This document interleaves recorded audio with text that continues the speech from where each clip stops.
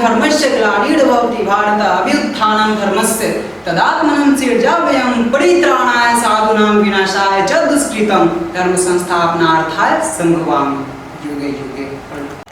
तो आज श्री कृष्ण जन्माष्टमी है, तो आप सभी को श्री कृष्ण जन्माष्टमी की बहुत बहुत शुभकामनाएं।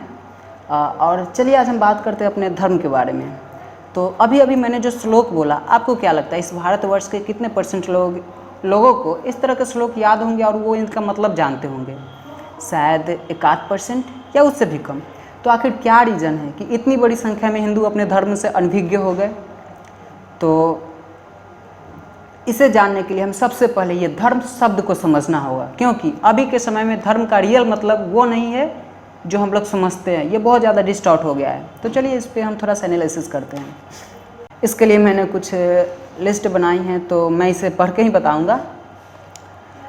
वास्तविक धर्म कहते हैं कुदरत को, कुदरत के कानून को, कुदरत के गुण और स्वभाव को जो सब धारण करते हैं। सजीव निर्जीव सब पे धर्म का कानून समान भाव से लागू होता है।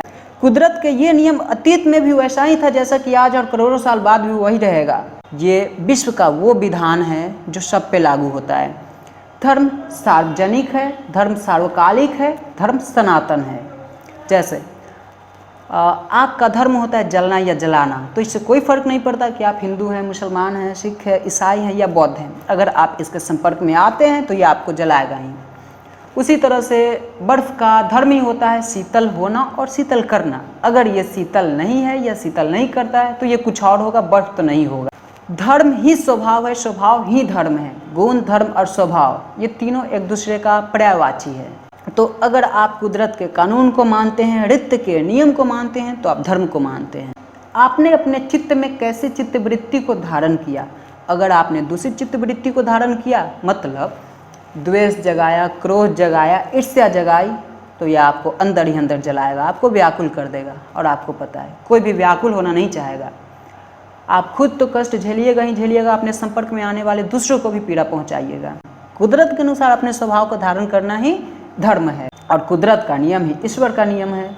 आप जो चाहो कर सकते हो, जैसी चाहो वैसी चित्तवृत्ति धारण कर सकते हो। और आप तो जानते हो हर चित्तवृत्ति का अपना गुण, धर्म और स्वभाव होता है। आप इसके परिणाम से नहीं बच सकते। जैसी आपकी चित्तवृत्ति होगी वैसा ही आपका स्वभाव होगा। जैसा आपका स्वभाव होगा वैसा ही आप कर्म करेंगे, और जैसा आप कर्म करेंगे वैसे ही आपको परिणाम मिलेंगे।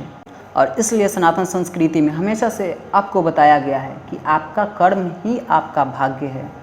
आप कौन हैं, क्या हैं, किस देवी देवता की पूजा करते हैं और किस तरह से करते हैं, कोई भी मायने नहीं रखता अगर आप सृष्टि के अनुसार अपने कर्म नहीं करते हैं। और कुदरत के नियम तो इस सृष्टि का हर एक एक कण में लागू होता है। इसलिए हम इस सृष्टि के हर एक एक चीज़ को पूजते हैं।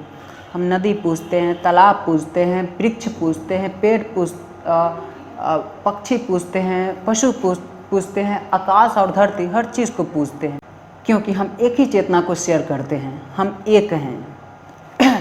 और शायद इसलिए हमारी सनातन संस्कृति अब तक बची हुई है, क्योंकि इसने हमें प्रकृति के नियमों के अनुसार चलना सिखाया है। हमें धर्म के साथ चलना आता है।